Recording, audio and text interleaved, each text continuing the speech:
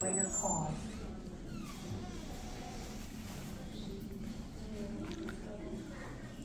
pasok ka doon, tignan mo. Kung gaano siya. And imagine, like, they were tall people. O, sige, tingnan mo kung makatayo ka dyan. O, eksakto, diba? O, imagine mo sila na mga 6 feet sila and more. Hindi sila makaupo. Diba? Yeah, tapos sa ano sila, cold floor.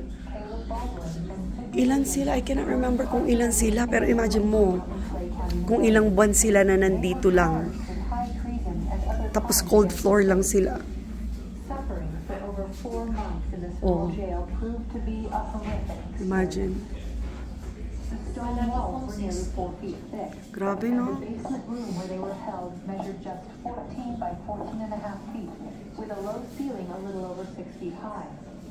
The men were forced to sleep on the stone floor, covered here and there by a bit of loose, dirty straw or an occasional straw mat.